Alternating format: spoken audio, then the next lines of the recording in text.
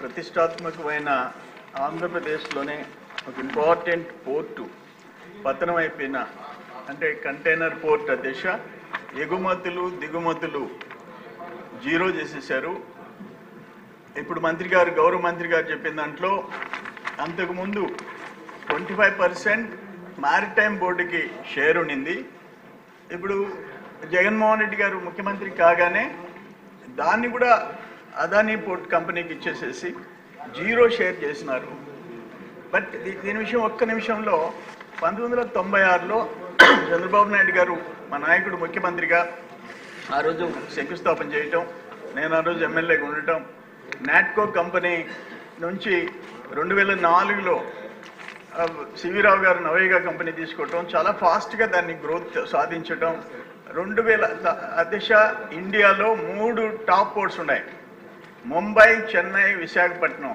దాంతో పోటీ పడే విధంగా 2019కి 6 లక్షల కంటైనర్ల దిశ అంటే ఎగుమతులు దిగుమతులు. ఎగుమతుల దిశ గుంటూరు, ప్రకాశం, నెల్లూరు, రాయలసీమ, బియ్యం, చేపలు, రొయ్యలు, అదేవిధంగా మిర్చి, టొబాకో, వీటన్నిటినీ ఎగుమతుల దిశ.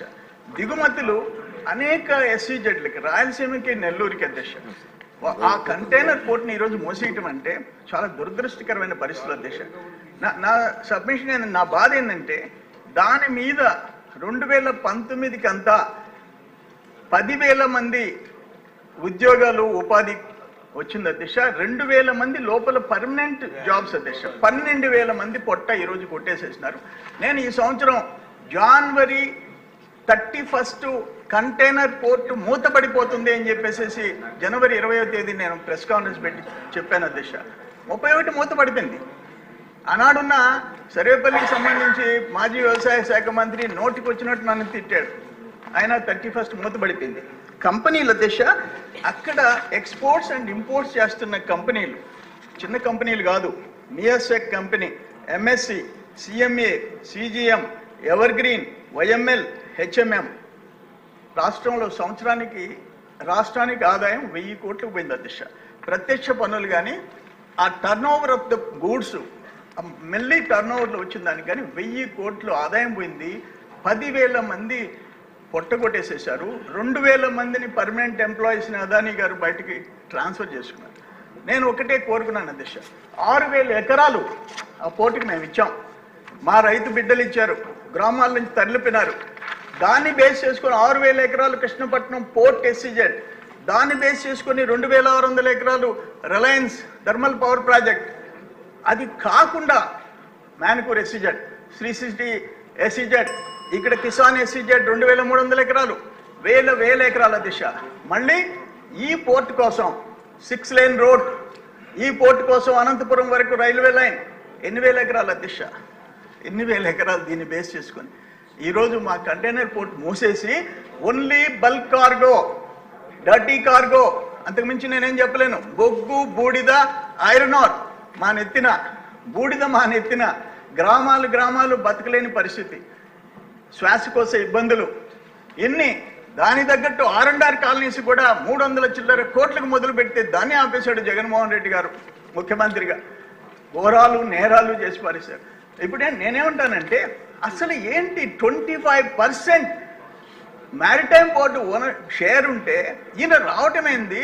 2020 సెప్టెంబర్ 7వ తేదీ ఆ 25% కూడా దానం చేసేస్తున్నాం, మాకేం అవసరం లేదు, మీరు మూసేసుకోండి, తోసేసుకోండి అని చెప్పి దాంట్లో అసలు ఇంటర్ఫిరెన్స్ లేకుండా. నేనేమంటాను, జనవరి 20th నేను తెలుసుకొని ప్రెస్ కాన్ఫరెన్స్ పెడితే మ్యారిటైమ్ బోర్డు ఏం చేసింది? గోళ్ళు గెలుకుంటా కూర్చుందా? ఓ ముఖ్యమంత్రి, ఆనాటి ముఖ్యమంత్రి ఏం చేశాడు? ఆనాటి ఆ పోర్ట్స్ సంబంధించిన మినిస్టర్ ఏం చేశాడు? ప్రిన్సిపల్ సెక్రటరీస్ ఏం చేశారు? అంటే ఇక్కడ మేము భూములు 1000 ఎకరాలు గ్రామాలు ఖాళీ చేసి ఈరోజు బూడిదని ఎత్తున పెట్టించుకొని మేము మూల కూర్చోవాలా?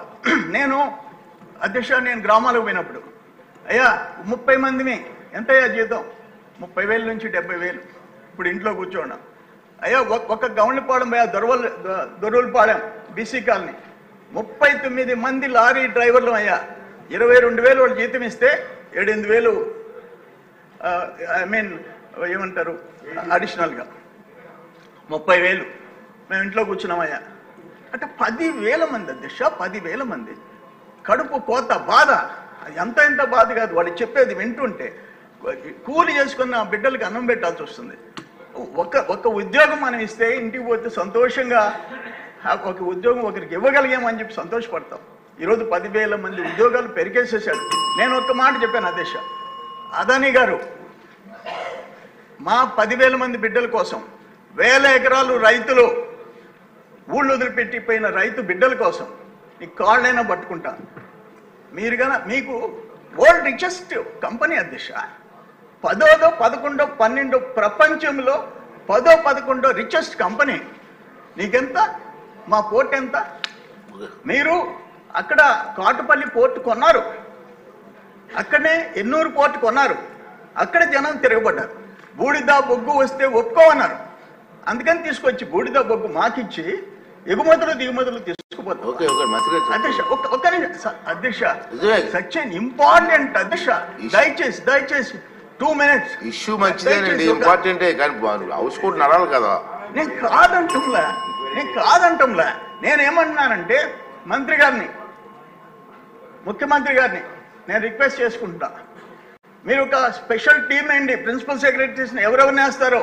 అక్కడ చెట్లు లేకుండా పోయినాయి, ఫారెస్ట్ వైలేషన్స్ ఉన్నాయి, ఎన్విరాన్మెంటల్ క్లియరెన్స్ ఇచ్చింది, ఎన్ని బెర్తలకు ఇచ్చారు అది పోయింది. అందుకని ఒక స్పెషల్ ఆఫీసర్స్ టీమ్ అయింది.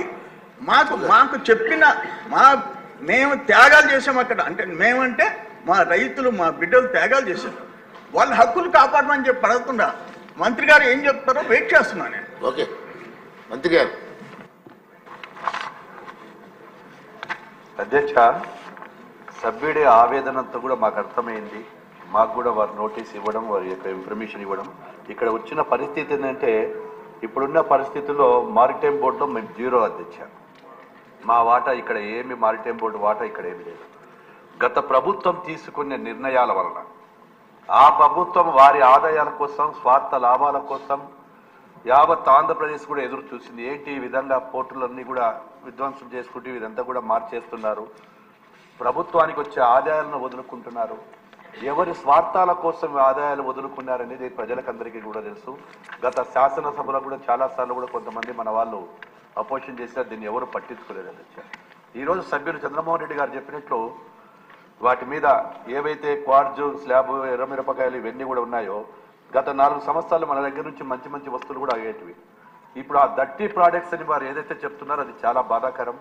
ఎందుకంటే మన దగ్గర నుంచి తీసుకొని మన యొక్క పొలాలు కావచ్చు, మన యొక్క స్థలాలు, మనం ఇచ్చినటువంటి వనరులతో ఈరోజు ఆ పరిశ్రమ అంతా కూడా పేరు ప్రతిష్టలు వచ్చినాయి అధ్యక్ష. పేరు ప్రతిష్టలు వచ్చిన తర్వాత ఏదైతే ప్రభుత్వానికి రావాల్సినటువంటి రాయితీలు తగ్గిపోయాయి, 0%కి వచ్చాము. అందువలన అక్కడ నిరుద్యోగ సమస్యలు కూడా రావడం జరిగింది. ఏదేది ఏమైనా కానీ కూడా వారి ఆవేదన తీసుకొని ఖచ్చితంగా మా అధికారులకు తెలియజేసి ఏదైనా ఒక కమిటీని వేసి కానీ ముఖ్యమంత్రి గారి దగ్గరికి కూడా తీసుకెళ్లి గౌరవ ముఖ్యమంత్రి గారికి సలహాలు సూచనల మేరకు వాటన్నిటిని కూడా మేము తీసుకొని వెళ్తాం అధ్యక్ష. ఎందుకంటే దీనివల్ల కోట్లాది రూపాయల గతంలో వచ్చేటువంటిదంతా కూడా ఈ ఒప్పందం వల్ల షేర్ అయిపోయిన తర్వాత ఆ యొక్క వనరులు మనకు రాకుండా పక్క రాష్ట్రమైనటువంటి తమిళనాడుకు వెళ్తూ ఉన్నాయి అధ్యక్ష.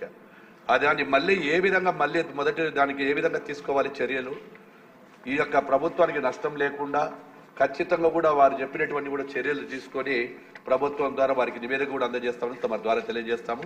ఖచ్చితంగా మన ప్రభుత్వం ఈరోజు ముఖ్యమంత్రి గారి దృష్టికి తీసుకెళ్లి వీరు చెప్పినటువంటి అన్ని వివరాలను కూడా తెప్పించుకొని వారికి నివేదిక ఇస్తామని చెప్పి తెలియజేస్తున్నాను అధ్యక్ష. క్వశ్చన్ నెంబర్ 110 టూరిజం మినిస్టర్ గారు. ప్లీజ్ చంద్రమోహన్ గారు, మీరు కూడా అనుభవం ఉన్న వ్యక్తులకు ఆలోచించాలి. మీరు ముఖ్యమంత్రి గారి దగ్గర ప్రత్యేక సమావేశం పెట్టుకొని మంత్రి గారు మరి ఎంత కూర్చొని పరిష్కారం చేయాలి. విశాఖపట్నం, చెన్నై క్యారిడార్ కూడా 2500 acres సేకరించాం అధ్యక్ష, దాన్ని డెవలప్ చేసాం. మళ్ళీ ఇప్పుడు ఇంకొక 8500 ఎకరాలు తమ్మినపట్నం, కొత్తపట్నం మధ్యలో సముద్ర తీరాన 8500 ఎకరాలు సేకరణ ప్రారంభమైంది అధ్యక్ష. అన్ని పోర్ట్ బేస్డ్ అధ్యక్ష. కృష్ణపట్నం కంటైనర్ పోర్ట్ బేస్డ్ అధ్యక్ష. ఆలోచించాలి ప్రభుత్వం కూడా, మంత్రి గారు కూడా సీరియస్గా. టూరిజం మినిస్టర్ గారు